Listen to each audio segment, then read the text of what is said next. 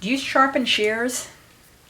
And are your stylists sending your shears off to mail order sharpening rather than using you and your local? Have you wondered why?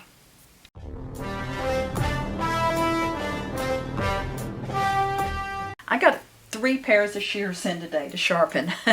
And I really don't like doing a lot of mail order sharpening. And I especially this one sent them in her case. And when I opened her case, inside her case was a business card of, and I'm not going to show you the front of it, from her sharpener. And it wasn't a name I recognized, but I Googled them. And I was tempted to call him, and Misty told me no, Mom, don't get into that. And she's right. And that's not a good thing to do. I've had other sharpeners get in a whole heap of trouble. Don't call another sharpener, unless you're friends or you've already met. Anyway, I'm looking at him on Facebook, and his background and his experience and his years sharpening. I'm thinking, wow, he's probably, and some of the mutual friends, he's not one of my friends, but some of our mutual friends, I would look at him and looking at what I saw on Facebook, think he must be a good sharpener. I'm wondering, why is she sending him to me? Is he just, has he died? Is he sick? Is it because he hasn't come around with the coronavirus? You know, what's the story? And then I got the shears out and looked at them. And those of you who have been following me, I'm going to show you what I saw. And those of you who have been following me will know why I'm saying you should probably send them to me, because they're not cutting like they should when he sharpens them. So this one, and I hate to judge a sharpener by that. Maybe she's never used them. Maybe she was using another sharpener. Maybe he fixed somebody else's work. So I'm not going to judge, because some people have come behind some work I've done where I've tried to fix someone else's work and they would be horrified at my sharpening. So, but let me show you this one. I'm going to get my little Magni wand out for you to look at.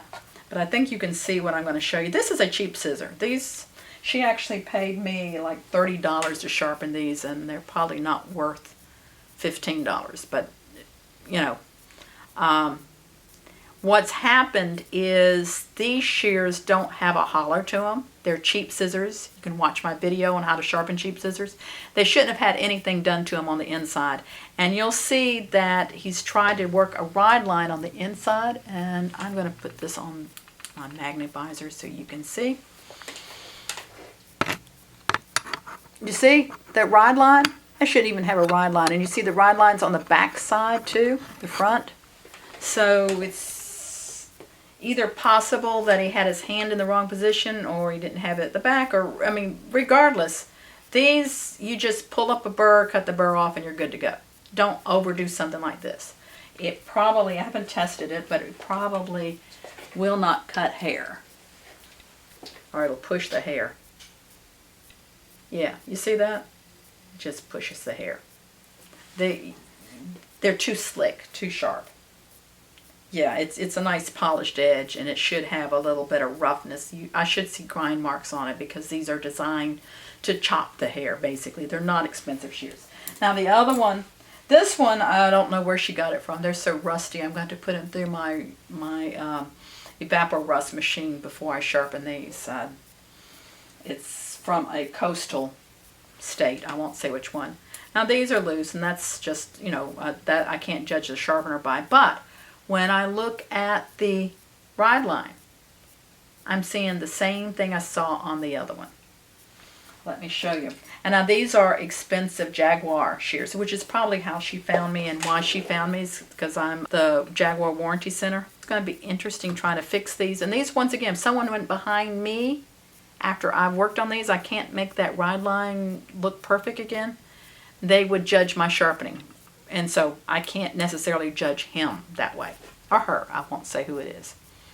So let's put this up here, and I'm going to show you this. See how it has a ride line on both sides? That's wrong. Turn this one over. It's got not as bad on that side. So what it's telling me is that when he's working the ride, he's putting the pressure over the blade and not over the pivot. So that's real key.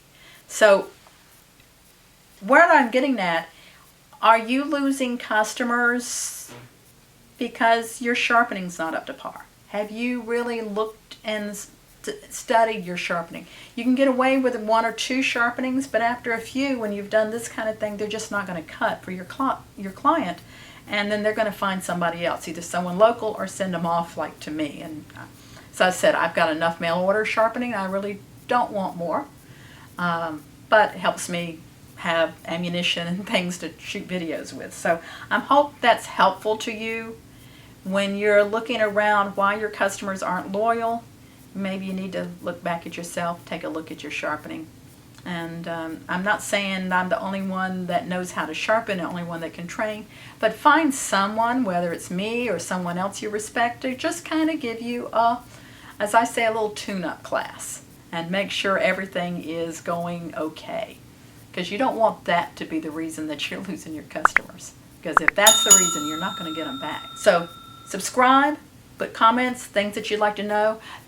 Comments about things that you have learned in keeping your customers loyal to you and not going to a mail order company or to another sharpener. Look forward to your comments, any suggestions on future videos.